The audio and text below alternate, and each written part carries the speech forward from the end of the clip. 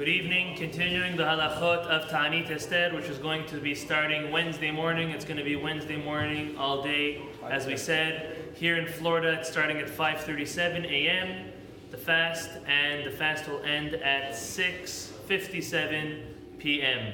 Who is obligated to fast this fast of Ta'anit Ester? So as we know, men and women from bar and bat mitzvah and on. That means any girl that is 12 years old and on, and any boy that is 13 years old and up has to fast this fast. There are exceptions and exemptions given out to those who are not able to fast. We're going to list those who are exempt from fasting, and we're going to see how the fast of Ta'anit Ester is, out of all the fasts, the most lenient because it is a minhag. It doesn't mean that we should not take it seriously. Obviously we should, as we said this morning, as the commemoration of the great miracle that took place when the Jews fasted and won the war.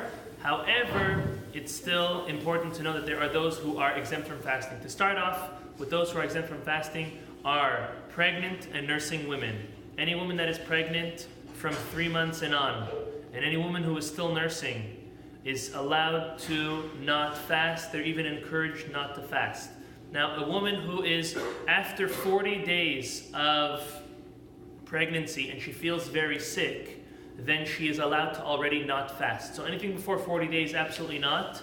Anything up to 3 months, if she's not feeling well, then she doesn't need to fast. After 3 months, all would agree she does not need to fast. A woman who is nursing also does not need to fast. Now, if she stopped nursing, but she is still within 2 years of giving birth, Chacham Ovadia Yosef says for these fasts, we are allowed to be lenient on them and they are allowed to eat, because as we know, the Talmud says, and so as physicality proves, that a woman, after she gives birth, she is still very weak physically, even physically, and it takes 2 years for her to get back to her physical strength prior to giving birth. So we give her that allowance. We also say that any man or woman who is, as in Hebrew we'd say, a zaken muflag, very, very old person, someone who's extremely old, if you want to say maybe 80, you want to say 90 or more, depending on the person's health, obviously, they do not need to fast. Anyone who's taking any type of medicine,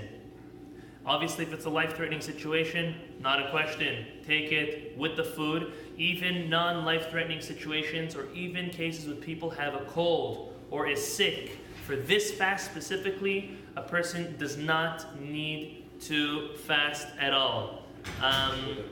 Even with a cold. So if someone, lo alenu, hopefully we're all healthy, someone wakes up with a cold, with an ear infection, with an eye infection, for Wednesday morning, they do not need to fast. They don't even need to make up the fast at all. That's when it comes to normal fasts. This fast is even more lenient in that the fact that if we have a hatan or kala, a bride or groom within the first 7 days, every other fast they would need to fast.